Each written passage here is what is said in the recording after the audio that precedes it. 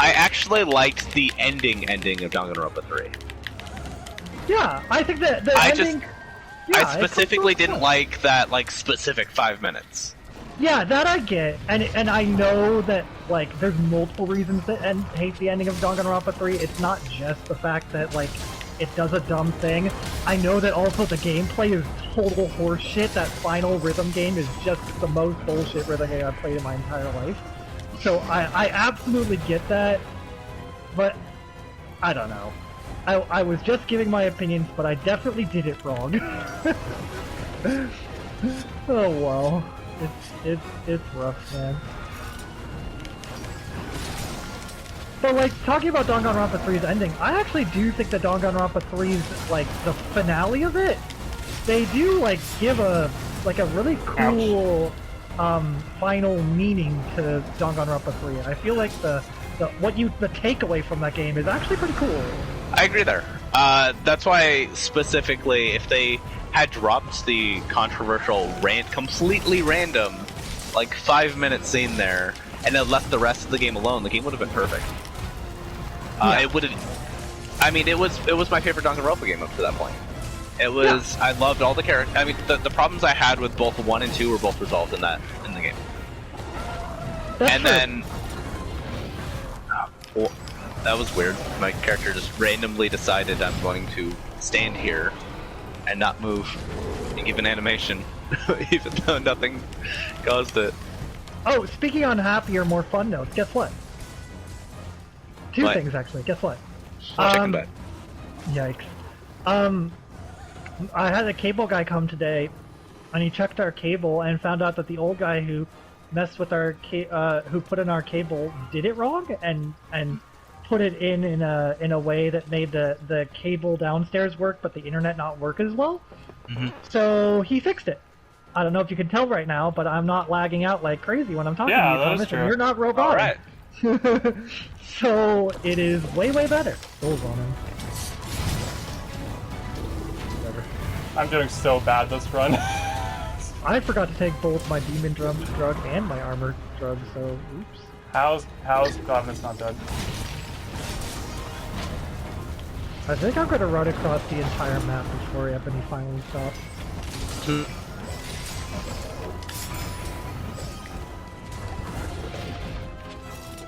Wait, should I be capturing? No. Or, actually, I don't know. If I'm not there to carve it, then maybe. Okay. Got it. Oh, I don't think this is going to be a problem for you. But do you have enough tracking information to show the skull? But he's limping. I don't need it. Oh, yeah. Asking as to why. Yeah, but if there's no skull showing, it means you don't have enough tracking information on it. Yeah. So you can still be into the situation where they don't limp, but they're clearly ready for death. Yeah. I just thought. Yeah, like. I just thought, Thomas, you would like a hammer that's actually a steak of meat on a bone. Oh, that was actually one of my main hammers in Much Under 4. Yep, they brought it back in this one. They brought it back. Oh, I forgot to mention the other good news. GameStop says pre-orders for the PS5 are happening tomorrow, so I'm waking up super early. We're gonna wait because there aren't really any launch titles that we want right away, and yes, but I can't have it because all the pre-orders went out, so now I must have it. I am a baby. Yeah, that was the other point I was gonna mention. I just don't want to fight for it if there's not like a launch title that I have to have. Yeah. Yeah, I always do that with game consoles, where it's just like... I don't have a trap, so I'm just waiting for someone to come down here with me. Okay, we're both heading over.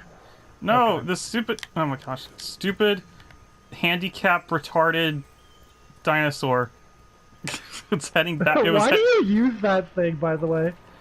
Because I don't want to run and walk and manage my stamina. Okay. Oh, you're trying to use the mount. I was like, why did you go in the opposite direction just now? That explains it.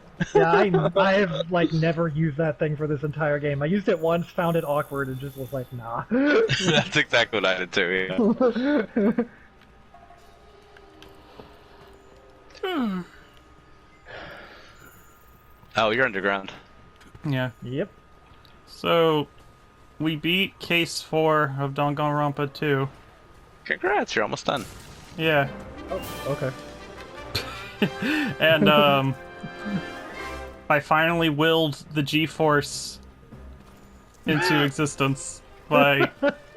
Because he needs to know the story. He doesn't know the story. Okay, so in Case 3, the one with the ultimate nurse, I thought, because it was like a closed room mystery, I'm like, okay, I think Gundam had his hamsters lock the theater from the inside. Oh yeah, you told me about that.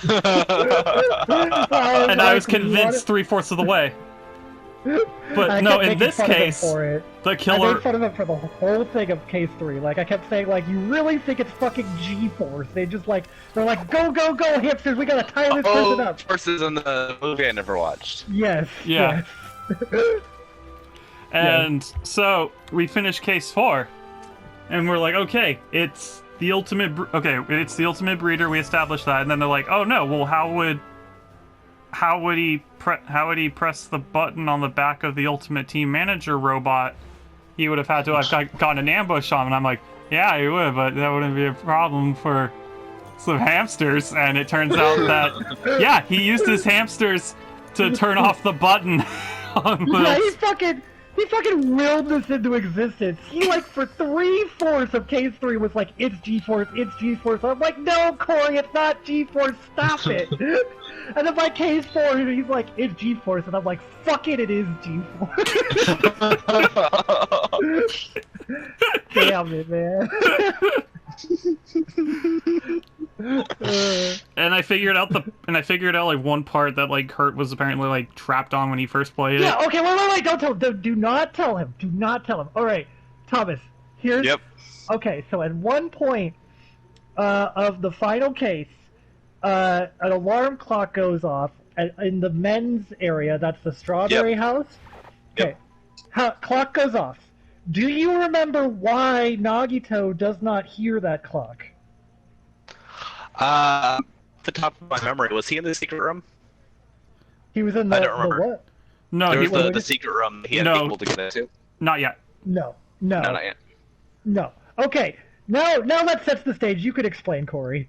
Okay, so I'm thinking to myself, I'm like, okay, the clock is going off and it's super loud, but Nagito didn't hear it, and not only that, Sonya and the Ultimate Princess and the Ultimate Gamer did not hear the rumbling from the tower.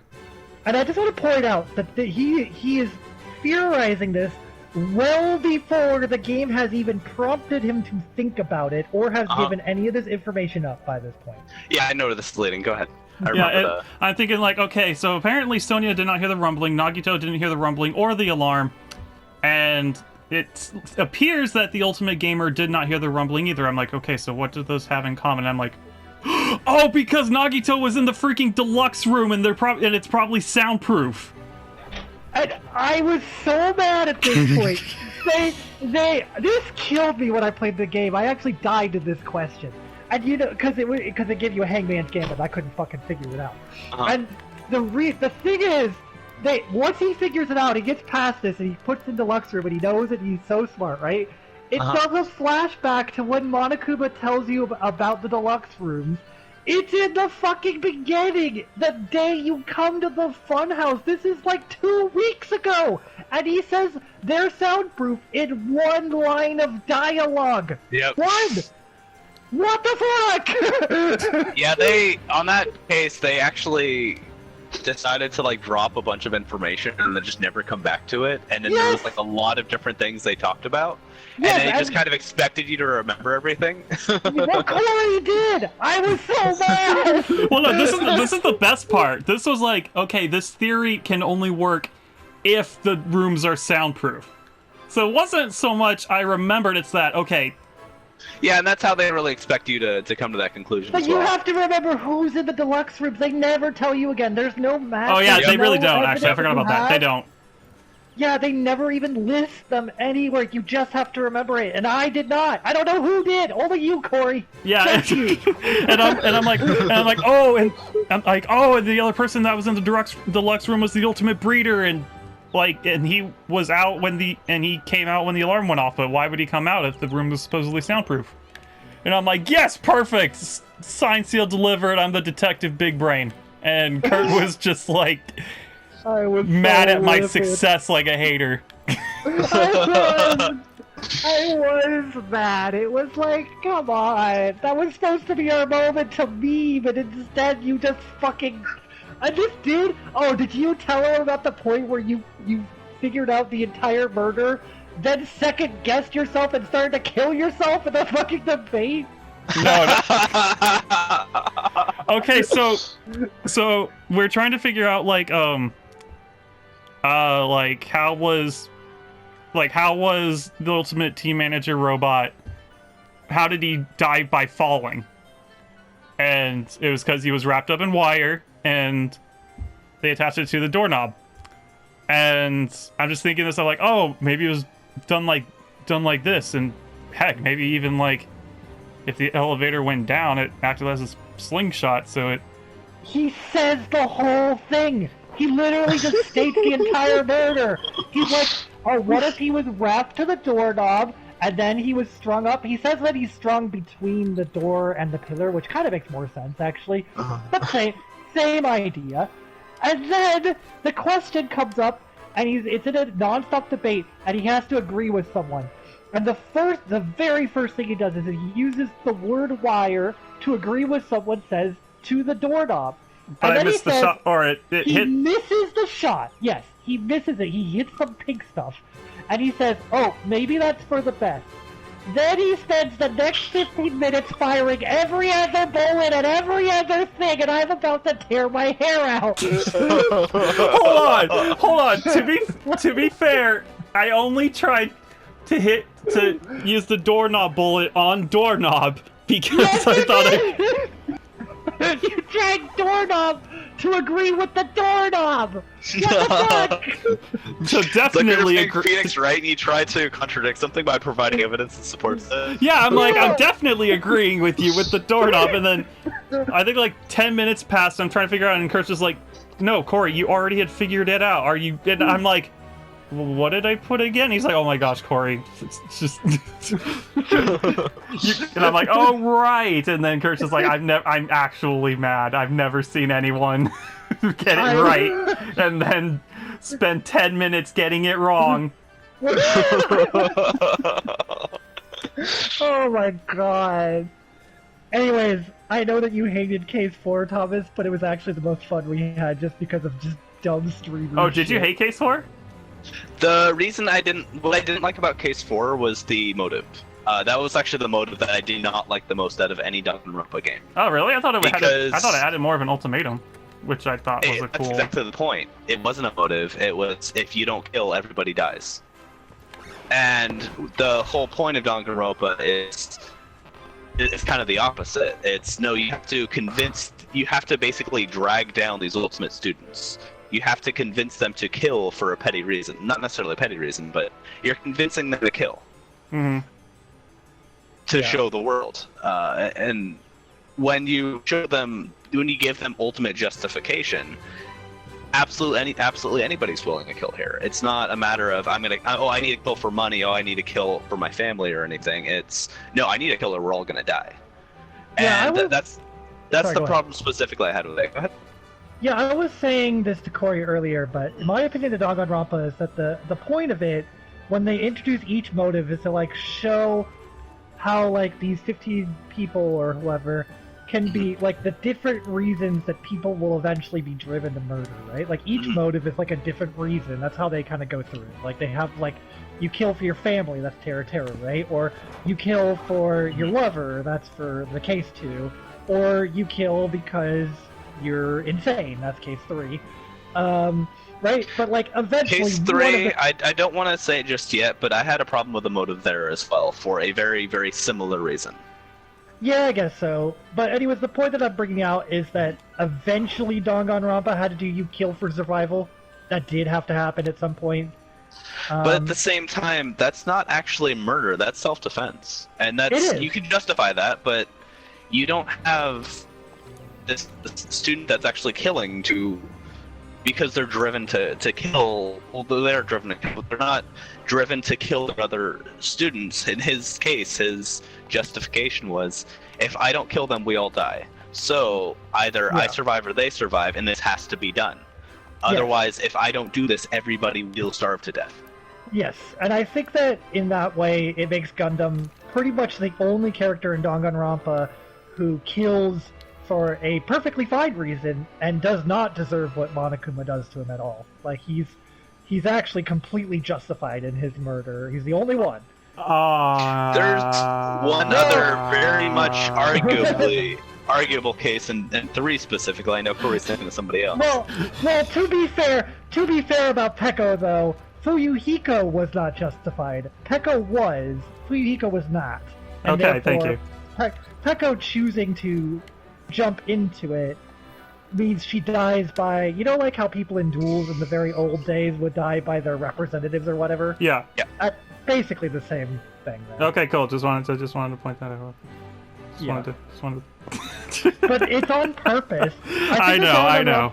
I do think that Danganronpa 2 tries to justify all of their murderers on purpose. Except for the ultimate nurse. Except for the nurse. They do, but they don't. Yeah, that's true. But yeah. Anyways, I'm sorry I interrupted you, and we should probably pick a quest at some point. Oh yeah, how far are you in your investigation? Let's do the same quest because I need one more. I'm gonna want that meat. a giant meat hammer on the PS4 rather than a 3DS or a handheld. Yes, I want that. I want that hammer. I thought you'd like that. Oh, righty. And one of you is gonna ask something. How far are you with? with your investigation process in your Filter Dragon. I don't think the quest added. Oh, it added a little bit to it. I could just screenshot it, honestly. I just didn't know, if we need to actually do actual quests, or... We can just do whatever. Any quest is gonna add to the investigation. Okay. So yeah, now we're on, we're exploring the last island. Oh yeah. Oh, and playing as Nagito during the investigation of case 4 was super cool. I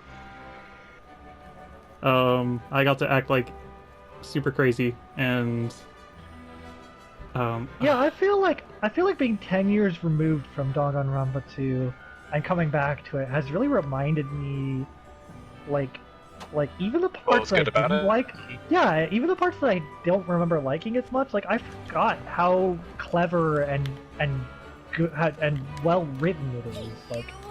I think that not a lot of games have that to say for it. I feel like they're always laying the groundwork for the next case. They're never just pulling shit out of thin air. Yeah. Like other games that I don't want to talk about. I think Danganronpa 2 was really good in that the actual ending was really good, was really great, and it really tied everything up together in a really nice way. I'm trying not to say too much about it, but after playing the ending and going back to it, there are things that you're not gonna really notice the first time that are gonna make sense the second time through. Yeah, for sure. I think I want to use... I just want to say something real quick. I guess it's my daily, my Erica's adorable topic. But when I was playing, she actually started taking a nap, and she was actually holding me while she was sleeping. Oh. It was adorable. So you were like her real life Daki, what do you call it, Dakimura? Daki body pillow. No, I'm not naked. That's not what I was going with, but okay, sure. But would you want to be naked?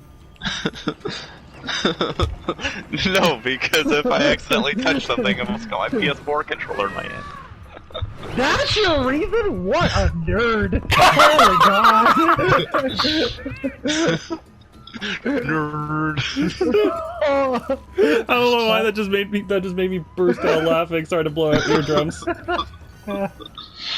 I did not expect that, man. Oh, and Kazuichi's new voice is now Goofy. The ultimate mechanic. Yeah, the ultimate mechanic.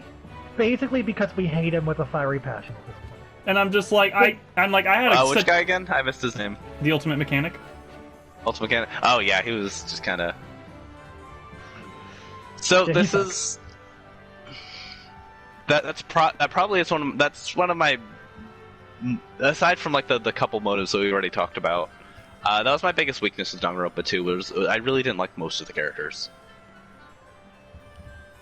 When Erica was asking me when we were first playing it who my favorite character was, and it was kind of like, okay, who do I not like the most, or who do I not like the least? There are a couple great characters, but the rest of them are either blah or.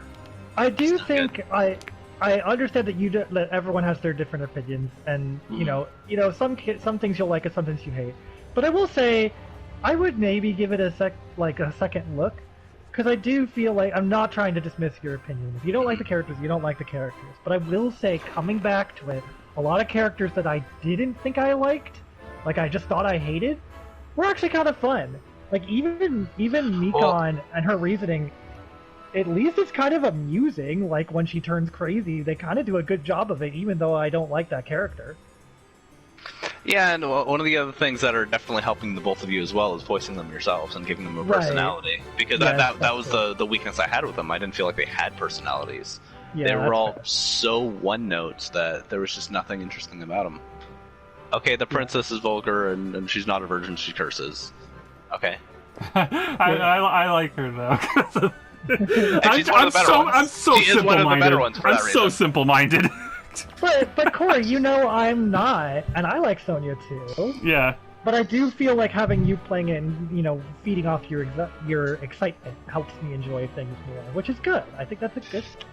And you can say that with just about anything. If you're doing something together, whether it's playing a game or watching a movie, and one person's really into it, chances are you're going to be more into it than you wouldn't have. Yeah, and the opposite holds true. Or if you're just not in the mood, you're watching a movie that might even be a really good movie with somebody who just doesn't want to be there or doesn't like the movie, you're gonna vibe off that person as well, and you're not gonna like it as much. Yeah, like I can see why people don't like the Ultimate Gymnast, but I'm just like, I like her because she's like just brings like high energy and she's just. I'm trying to remember who the gymnast was. Akane? She, tan, kind of tall. Wears a white shirt. I have no idea. She is a little ample chest. It's half the characters. Okay. Well, half the characters are girls. That's right. There's some guys that fall into that category too. Oh, Kurt, we put the quest up. Oh, sorry. That's right. Okay. I'm usually that person, and we're talking about Stoof. But I will say, I want to say this though, because you were talking about Danganronpa 3 and how like it was your favorite. The more distance I get from that game, the more I like it. I feel like I was really hating on it when I played it, but like there's a lot of cool cases in that game, and I kind of do want to play it with Corey. And it would be very fun to get to the ending and at least see his reaction to that. Yeah, and at this point too, he's prepared for it. When you're playing it, before even hearing anything about it, and just being very invested into it, and then having that happen is a much different experience than knowing that something stupid happens. He's just gonna expect it. And it's not gonna bother him as much. I'm honestly gonna treat Danganronpa 3 as like something that happens in the multiverse. It is. I think that's you the best could way to definitely look do at that. it. That is the best way to look at it. That is absolutely the best way to look at it. Yeah. Okay.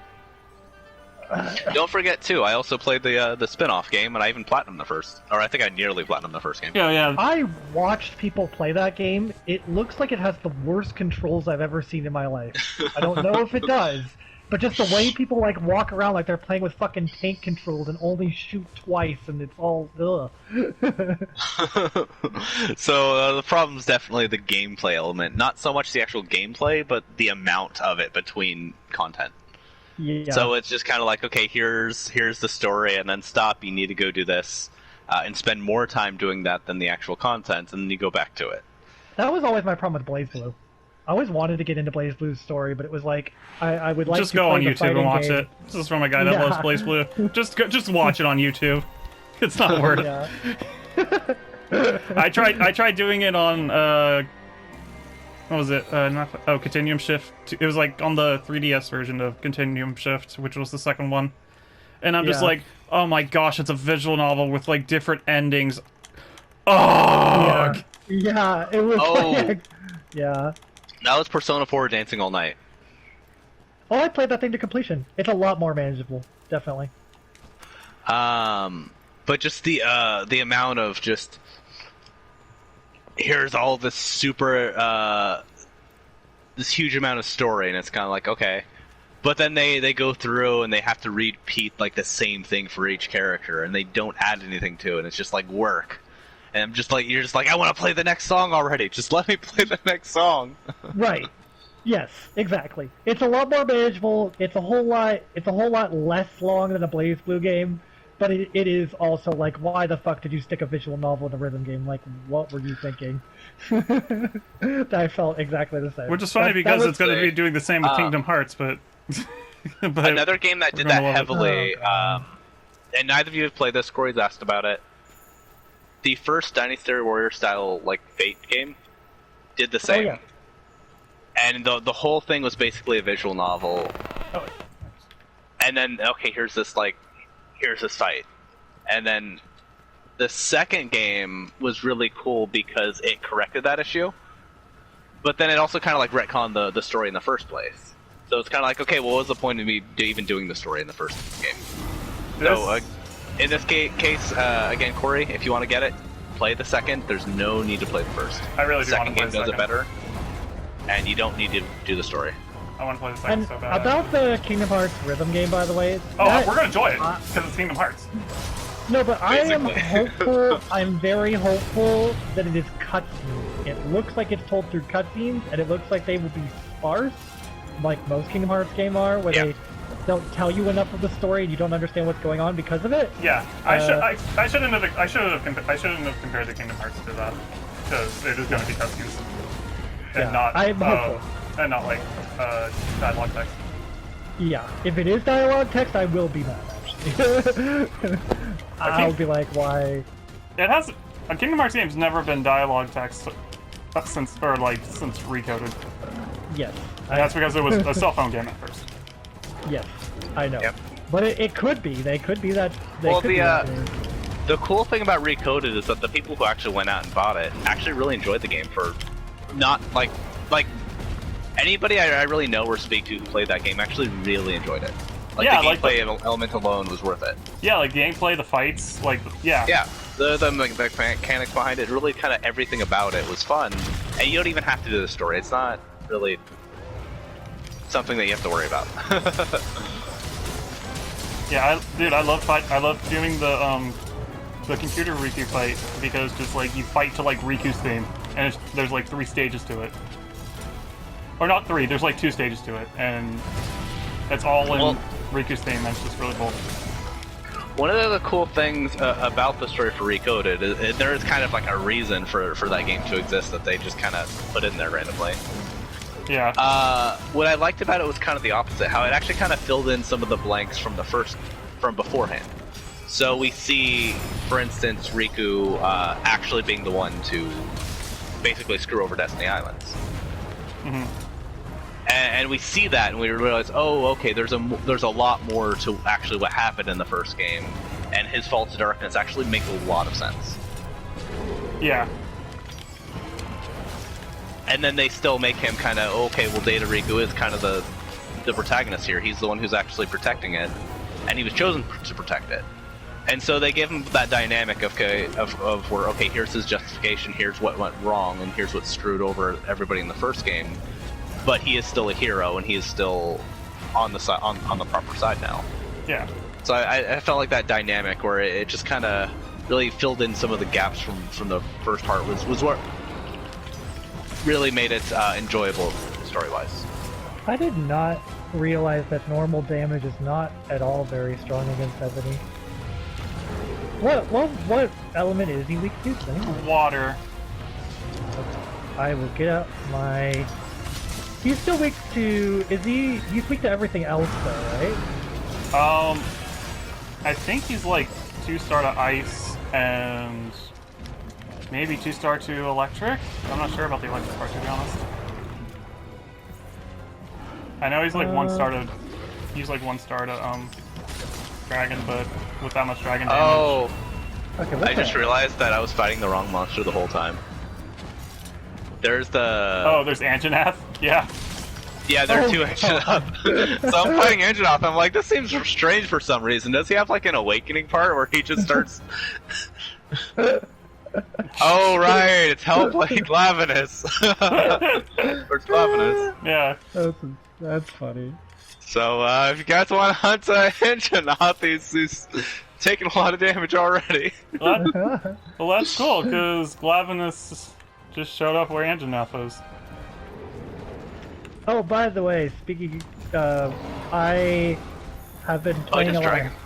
I've been playing a lot of Hades lately. That game is really, really good. Highly recommend that game. I've heard about it. What was Hades? It's a roguelike by the guys who did Bastion and Transistor and all those games. It's really cool. I don't know any of those games. Oh, well, they're all indies. Yeah, that's why. I don't know. It's really fun. It's cool because not a lot of roguelikes have like good characters and good story. They usually don't care. But it's kind of cool because it's like, because it's a roguelike, it's the characters you meet and the story that you get is actually randomized. And that's really cool. Because you get different development and different things happen depending on what you do during your playthrough. Which is, that's cool. I've never seen that before. I think the closest I've kind of seen, and you still have that choice, it's not randomized. But one of the cool things about the earlier Star Ocean games, minus the last two, is that... There it is. Okay. You don't get the full party. You have to actually pick who you get. So if you pick a character, that actually takes up a slot. So if you want certain characters, you have to specifically not allow others to join, and that'll affect the story. Yeah, but actually it's funny that you mentioned that, because the thing that I just played recently that was pretty similar, I felt, to that, was a game called Crosscode, which is like an RPG, but it's the same thing. Characters in your party had really funny things that they would say to each other, and you get a lot of interesting character development if you had them in your party, but you'd never see that, and you don't have to have anyone in your party. So I was thinking that was the thing that I felt was very similar to Hades. Was like, you know, like you're seeing this story just because that character is there during that part of the game, but you might not see that. Someone else would see that if they chose to have that character or that person. It's the same thing, which I think is cool. There was a game, I'm trying to remember what game it was, so it was like Chrono Trigger or Dragon Quest game or something. There was a game where one of the characters in your party has, I'm like right in between them, crap. I knocked down one, so you should be good. Oh, thank you for whoever healed me. You're welcome. Necessary here. The game actually kind of... Oh. I was forced to use my only ration. I now no longer have a way to boost my stamina. Due to the quick select menu being garbage. Anyway, sorry. There was a character who, if you actually do their side quest, actually makes the final boss like substantially stronger, and you are basically gonna do it because it's just you talk to them in the town, and there's never a reason not to do so. So if you actually do that dialogue, the main villain actually goes over and I think kills the character, and then you're just stuck with like a harder boss fight, and there's like not really a way to know it ahead of time. Yeah, that kind of stuff can suck too, where it's like this, like, but they're trying to have this, like, you know, your choices matter kind of thing, but if you don't if there was no reason for that choice to begin with, it just feels like the game is just taking shit away from you for no reason. Yeah, and it was just like, well, all it was talking to this person at the final village at the end of the game, and you're gonna talk to all of your villagers, so why would you skip it? Yeah. That's like, oh, my And choices matter too much. It didn't feel like there was a reason for it. I don't think it was Chrono Trigger. It could definitely be Chrono Cross, actually. I don't remember. Anyway. Who knows? Oh, hi, It's an older RPG, that's all I remember. That sounds like something like Chrono Cross. Yeah, it could be. Chrono Cross had so many characters. Maybe it was Chrono Cross. Don't you play as like the villain because you body swap with him? No, that's AI, Somnium File.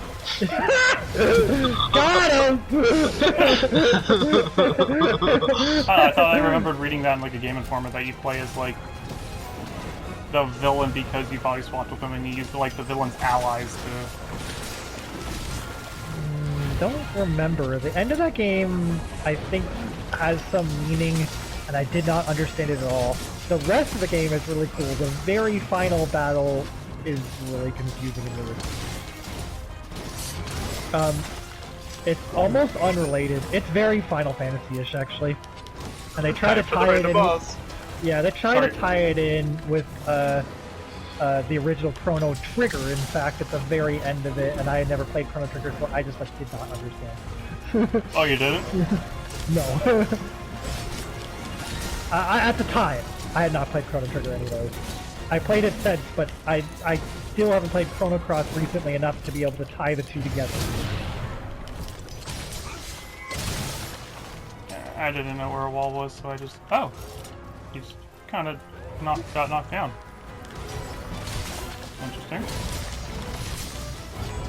You know what we didn't haven't played yet, Kurt? What? The new Borderlands DLC. Oh! Oops. We got things to do, man. Yeah, we gotta do Danganronpa. Well, not only that, but I haven't really been playing Borderlands with you guys either, and we kind of got it to all play together. Yeah. True.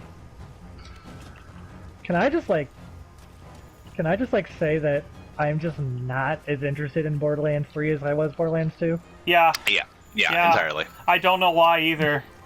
No, it's pretty easy to see why. It's just cool. The gameplay's there, but the story isn't. Yeah. Yes, and I don't even know with if that's Borderlands the reason. 2, one of the fun things about it is we can skip the story and still have fun with it. But I'm not saying the same thing in 3. Yeah, I don't know why. It's weird. Maybe I just had... It's funny, playing Hades has really taught me something, and I love that roguelike, and it's like, why didn't I like roguelikes before this? Like, is it really just the story? Because, like, isn't roguelike all about the gameplay? I'm mostly just dying and resetting. There's only, like, there's not that much dialogue, but it's like, I think there's something to be said about a game where you like to be in the world, or you like to be with those characters. You like to see what those characters do and interact. Even if they don't say anything, you still like being there. And in 2, I felt that more. I liked Gage a lot. I love Gage, and I liked what she said when she said random things. I liked her saying stuff. And I do not have that same opinion of anyone in 3. I think they're fun. But I can't really think of, like, I mean, like, Amara's, like, kind of fun, but then also kind of boring. Yeah. Not only that, like but even that. the characters that aren't playable, we've talked about this before, but the final boss is the main villain is basically just a Handsome Jack ripoff. Yeah, basically. I don't even think if we could call it a Handsome Jack ripoff. Like, it's not even handsome. I wouldn't even if it's to Yeah, she does badly. the exact same thing. It's basically Handsome Jack was interesting, let's make a similar character, but let's make it a streamer instead. And I would say that, what's her name? Both combinations most certainly do not work. I would say, what's her name? The girl is trying to just say funny and mean saying it, and haha, it's funny because it's mean. I don't like her. I do think that I like Troy. Troy's great! I don't get it. I don't get, like, well... I don't know why they didn't, I guess they should do the obvious and have Troy betray her, but I think that was because people would, like, see that coming. So maybe that's why? Well, the more important thing is, or big thing here is, we could kind of see how with Borderlands 3 they were trying to cater to the streaming, to the streamers. I mean, with everything from the gameplay to, like, the whole gameplay was basically people are gonna play this online and stream it, so we're gonna basically just make the game for them, and they make that the villain. And the villain is basically, okay, well, people love Handsome Jack for this reason, so let's make the villain do this, and copy these aspects of him without being as interesting. And we don't really need a millennial as a main villain. It doesn't work the same. I think that these are more minor points, though. I agree with you guys that I don't like those villains either. That's not the big reason why I don't like Borderlands 3's story. The big reason I don't like Borderlands 3's story is because they have absolutely no idea how to make a likable character. Yeah, they don't. How do you hire three writers that do worse than one person who did Borderlands 2? Yeah. How? How do you collectively do worse than one person? How do you make ProZD boring? Yeah, I know! That's a very good point. I don't really like Flack. He's my least favorite character. And it's That's actually weird, I wanted to like him. Yeah. I mean, everybody started off with Flack at first for that reason. People wanted to play him because he's ProZD, and also because everything from his lines just aren't him. And I mean, he's a voice actor at that point, so that's fine. But didn't it feel like Borderlands 2 his character himself wasn't interesting to play as? But didn't it feel like Borderlands 2 made fun of itself like that? Like if Borderlands 2 had put in the character with ProZD, they would have had him say iconic memes and then make fun of it. Or just be like, I wonder if I've done that before in some kind of live stream or something. Like he would do that kind of thing. But it does not feel like that in Borderlands 3. I know they were doing Borderlands 2 was the reference. type of game where they, due to a typo or something, they accidentally made Axel bisexual, and they just ran with it. All right, or Axel, thank you. And Borderlands 3 is kind of the opposite. It was just okay. They tried to make it way too serious. Like they tried to be something they weren't, and I think that's what ended up costing them. Yeah, for sure, exactly. And that's so rough because I will say Borderlands 3 gameplay is really good. It's the best. I think the gameplay. Fantastic. Yeah, I think the gameplay's better than 2, honestly. I want to agree. I think the worlds in 2 are better. I agree with Kurt entirely. It's a matter of immersion. Which game did you actually have more fun being a part of? Exactly. Because that's what it's going to keep having you go back. Exactly, and I don't know why that is the case, but it is. It absolutely is. Sorry, so on a related note, we even talked about the series earlier, Kingdom Hearts. In terms of actual gameplay, the combat's a lot smoother in both 2 and 3. But what's interesting about 1 is kind of the level of detail and love that they put into each world. You can actually go on YouTube and find all the details that they did to make it. Don't kill me. Sorry. Okay. I had a weird moment where Monster Hunter just wanted to be Monster Hunter. I'm like, don't die for it. Oh, I should cap this guy, right? Oh, I'm sorry. That's fucked up. So there's so many details in Kingdom Hearts 1 where it makes the world itself fully immersive. You know one thing that... And you want to... Kingdom Hearts 1 is the only game where I've actually really had fun enjoying exploring throughout the whole region. But you know what? You bring up a really good point. You know what's always annoyed me about the Kingdom Hearts games? The Kingdom Hearts 1 gives you a really good reason why... they give you a really good reason why you're going from world to world, and why each world is what it is. Kingdom Hearts 2 and 3 don't, and I don't know why! They've never bothered to do that again! The Kingdom Hearts 3 is basically, you have to learn the power of awakening. And then, you've had it all the whole time, and there's not really a reason to go to these specific worlds to do so. Yeah, 1 is the only one that gives you a reason why you go from world to world. And you're looking for Kairi. It makes perfect sense. You check there, oh, she's not there, better go to the next one. And then he kind of learns something each time. Well, he goes to the deep jungle, and Tarzan, what, you've seen Kairi? Yeah. And you follow him, and you find out what he meant by it, and it actually causes Sora to grow as a character. Yeah, that's right. Like in 1, you're like, oh, am I gonna find Kairi here? Oh, and then they give you more hints. They drop more hints on the main story. They have everything tied together. Why are you here? Oh, maybe she's here because I just saw what's her name, the villain, Maleficent.